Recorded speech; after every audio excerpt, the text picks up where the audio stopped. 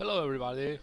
In this new video tutorial we are going to see how to configure the ctrlX Safex C-15 to communicate via Profinet with the XM using SafeLogic.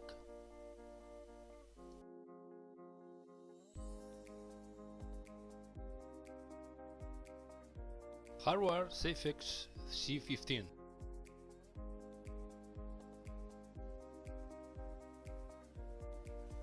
Overview of the Safex C-15 connections. Power connectors. Ethernet connectors in EtherCAT. Ethernet connectors for Profisafe. Connectors for safe motion control on ctrlX drive. USB connector for programming. Micro SD. Description of the I/O connectors. The XG31 connector, apart from the power supply, has a total of 16 inputs.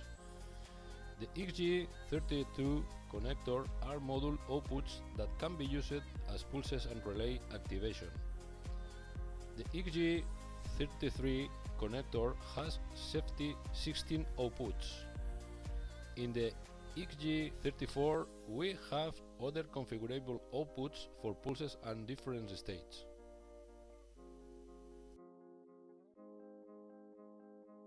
General description of the diagnostic LEDs.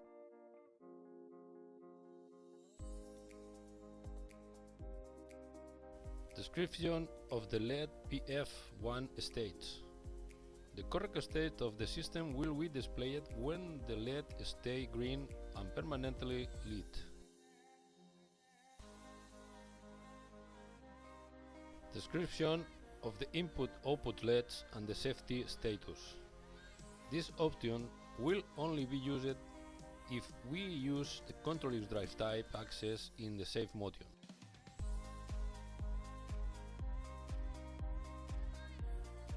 Description of the primary Ethernet LEDs.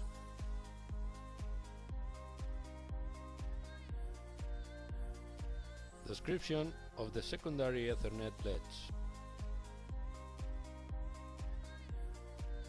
The objective is to communicate the Safex C-15 with the XM via Profisafe using SafeLogic. General view of device connection, in which we will have the configuration of the Safex C-15 with all elements of the safety control. The standard in the worst part.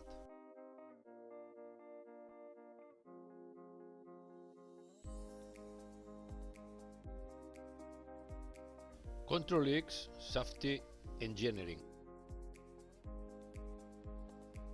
The software used to configure the Safex is ctrlX Safety. The version used must be adjusted to the current version of Safex. The one used in the example is 1.7.1.8224.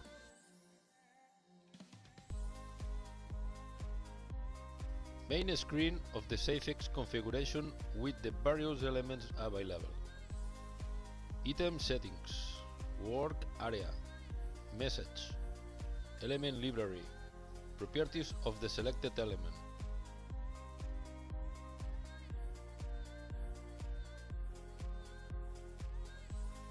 Insert Safex with drag and drop. The Properties tab of the selected element should appear. In the Properties section, we must select the communication with the XM SafeLogic. To activate the communication protocol, we must select the option Slave Network Interface.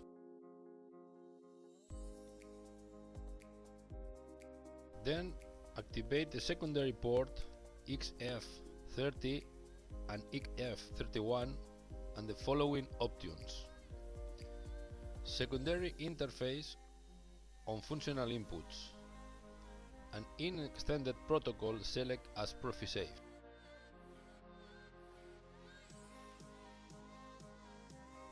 Next, we will select the communication data that is activated by default.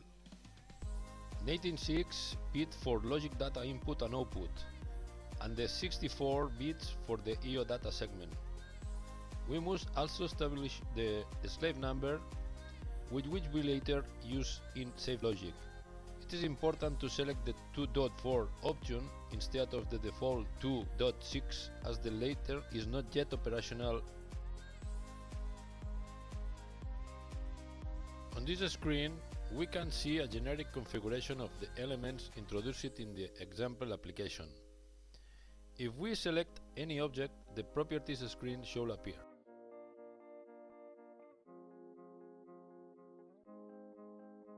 This other screen shows the connection between elements, power supplies and safety signal pulses.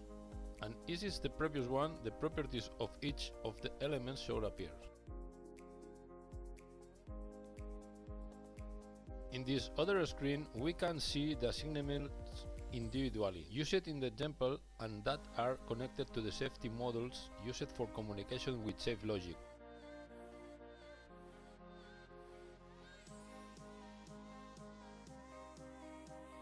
To insert the communication modules, or any other, we must do the following. The communication modules are only available when Profisafe communication has been activated. Also, for them to be visible, we must be on the functional XM page and have activated the library option.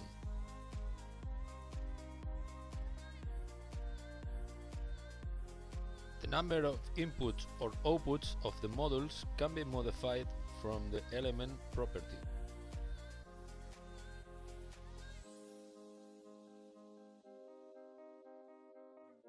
The inclusion of any other element must be followed as detailed above.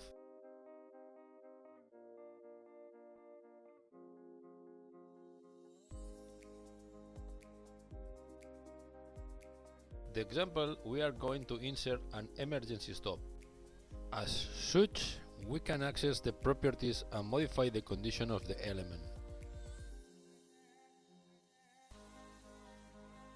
In the properties, we can change the state of the element. In this case, the emergency has been modified to 2 channels.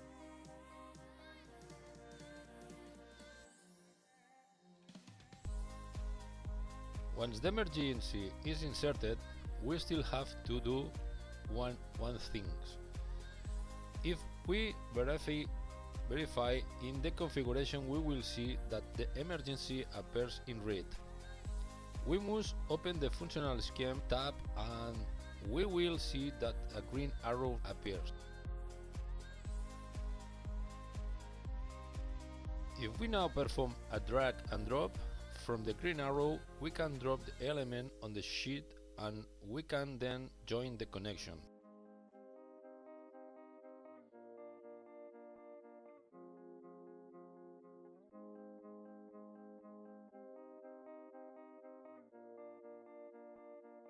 First of all, we must make a compilation. If this is OK, we will proceed to activate the base interface.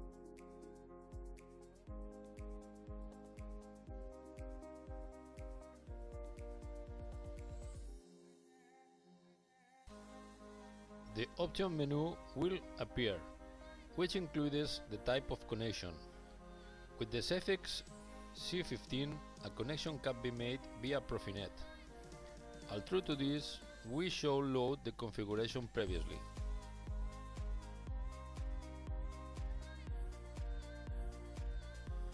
To establish the connection, we must always enter the serial number of the Safex, that is located on one of each sides. When we connect, option menus appear that were not available. Disconnect, connect existing connection, Safex run stop, verify the application loaded in the Safex, sending current configuration, generate a report, look settings.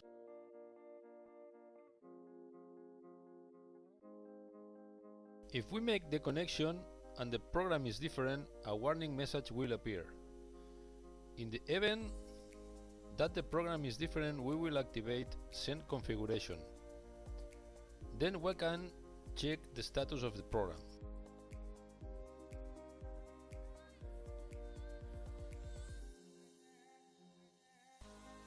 Once the loading and verification is finished, we will see that the green LED is blinking. To leave it fixed, we must activate it, generate report, and then look configuration.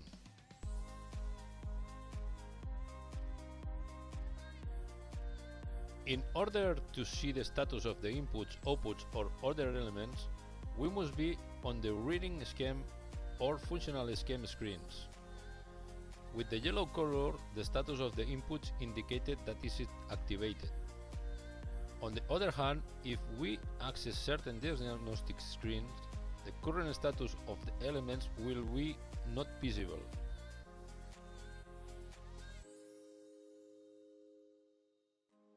Indraworks, programming in the part of XM and SafeLogic. The Safex insertion process is identical to that used to incorporate IO bus coupler or an in-the-drive axis into the project. It is important not to generate overlaps between the Profinet areas, since random communication errors can occur. In the structure, we see that the area of the master Profinet is located in one zone and that the slave area is in another.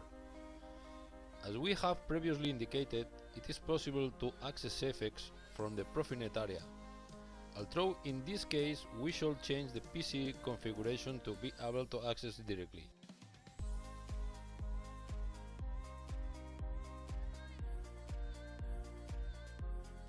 Like any other device, Safex can be scanned from the program.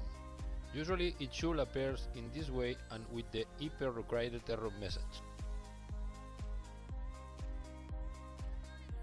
We introduce the IP, the subnet mask, and the station name.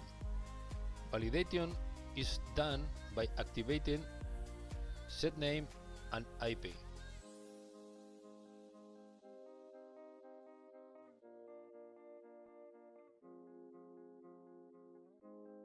Once the integration is done, the Safex structure in the XM should be as follows.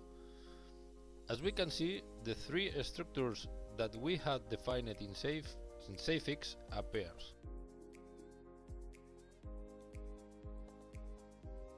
Description of the 16 bytes of preceding Safex inputs with some function already assigned and we can be seen in the attached table. General and condition of the Safex C-15, bit live control, low byte error code, high byte error code. There is a standard module for error control and live bit checking that we can use for each of the Safex that we have in the system. In the security part, unlike the rest of Profinet elements, we must create a module of type Profisafe host. And we will also have in the safe configuration part the address number that we had previously defined in the Safex configuration. Continuing with the example, we are going to symbolize a series of variables of the security part that we are going to use.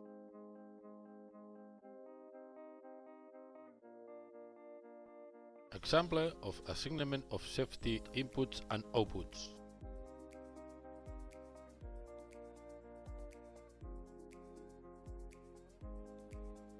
Function check of the e-stop input on the Safex and XM. Inputs activated, inputs disabled.